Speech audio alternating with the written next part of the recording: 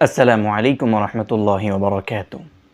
অনেক যুবক যুবতী আজ একটি বিষয় নিয়ে গভীর দুশ্চিন্তায় ভুগছেন যে আমার বিয়ে এখনও হলো না, আমার বয়স বেড়ে যাচ্ছে, সবাই বিয়ে করে ফেলছে, কিন্তু আমার জন্য যেন কোনো পথই খুলছে না।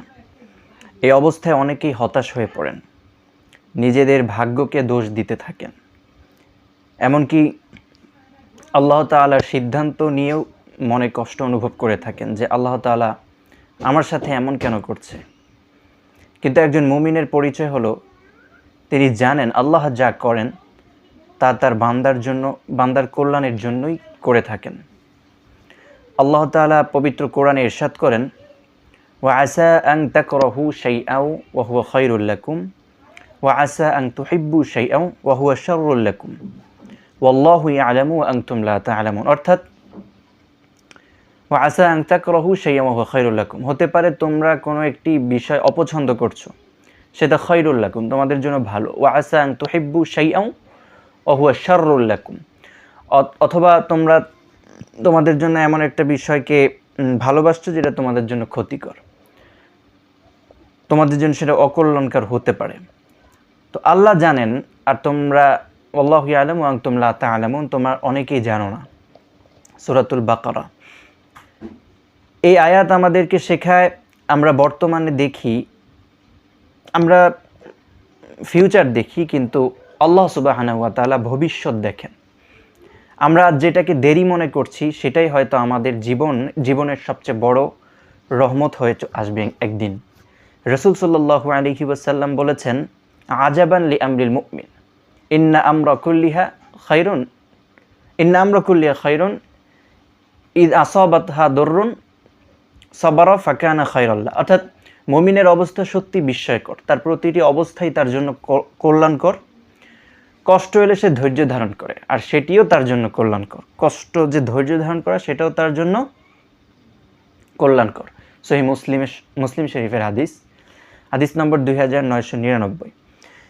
তাই বিয়ে দেরি হওয়া মানেই আল্লাহ সুবহানাহু ওয়া তাআলা আপনাকে ভুলে গেছেন এমনটা নয়, বরং হতে পারে আল্লাহ আপনাকে এমন কিছু শিক্ষা দিচ্ছেন যা ভবিষ্যতের সুখী দাম্পত্য জীবনের জন্য অত্যন্ত প্রয়োজন।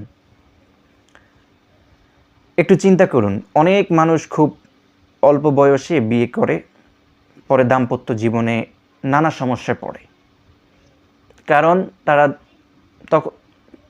তখন তারা ধৈর্য যে জিনিসটা সেটা শেখেনি, দায়িত্ব নিতে শেখেনি, রাগ নিয়ন্ত্রণ করতে শেখেনি, অর্থ উপার্জনের যে কষ্ট সেটা বুঝেনি, কিংবা পরিবার পরিচালনার অভিজ্ঞতা অর্জন করেনি। আবার এমন অনেক মানুষ আছেন যাদের বিয়ে কিছুটা দেরিতে হয়েছে, 5 বছর, 10 বছর, 15 বছর দেরি হয়েছে, কিন্তু এই সময়টুকুতে তারা নিজেদের চরিত্র গড়েছেন, দ্বীনের জ্ঞান অর্জন করেছেন, কর্মজীবনে প্রতিষ্ঠিত হয়েছেন এবং মানসিকভাবে পরিণত হয়েছেন। ফলে তাদের সংসারও হয়েছে অনেক বেশি সুন্দর এবং স্থিতিশীল। তাই সব দেরি ক্ষতি নয়, কিছু দেরি আল্লাহর বিশেষ রহমত। আল্লাহ তাআলা আরও ইরশাদ করেন পবিত্র কোরআনের সূরাতু আলাম নাশরাহ সূরাতে, যেটা মোটিভেশন সূরা নামে পরিচিত। ইন্না মাআল উসরি ইউসরা ফাইন্না মাআল উসরি ইউসরা, অর্থাৎ নিশ্চয়ই কষ্টের সাথেই রয়েছে ইউসরান, মানে স্বস্তি। আবার সেকেন্ডবার বলেছেন কষ্টের সাথেই রয়েছে স্বস্তি। সূরা আলাম নাশরাহ অথবা সূরা ইনশিরাহ 94 নম্বর সূরা, 5 এবং 6 নম্বর আয়াত, দুটোটাই মোটিভেশন। তো লক্ষ্য করুন, আল্লাহ বলেননি যে কষ্টের পরে আছে স্বস্তি, বরং বলেছেন কষ্টের সাথেই আছে স্বস্তি। অর্থাৎ আপনি যখন ধৈর্য ধরছেন তখনই আল্লাহ আপনার জন্য অদৃশ্যভাবে কল্যাণের ব্যবস্থা করছেন, আপনি দেখছেন না। মানে আপনি ভাবছেন আপনি এখন একা, লনলি ফিল করছেন, একাকিত্ব ফিল করছেন না, এটাই কল্যাণ। তাই যারা এখনও বিয়ের অপেক্ষায় আছেন তারা হতাশ হবেন না, এই সময়টাকে নষ্ট করবেন না, নিজের ঈমানকে শক্ত করুন, নামাজের যত্ন নিন, কোরআনের সাথে সম্পর্ক বাড়ান, নিজের চরিত্র সুন্দর করুন। হারাম সম্পর্ক, যে কোনো হারাম সম্পর্ক, কোনো মেয়ের সাথে নাবালিক মানে নাজায়েজ মেয়েদের সাথে কথা বলবেন না, পরিবারকে সময় দিয়ে নিজের দক্ষতা বৃদ্ধি করুন, আল্লাহর কাছে আন্তরিকভাবে দোয়া করতে থাকুন, আইটি স্কিল, নিজের যে স্কিলস সেগুলো বাড়াতে থাকেন, কারণ আল্লাহ তাআলা কখনো তার বান্দার দোয়া বৃথা ফিরিয়ে দেন না। রাসূলুল্লাহ সাল্লাল্লাহু আলাইহি ওয়াসাল্লাম আরও বলেছেন, ইউস্তাজাবু লিআহাদিকুম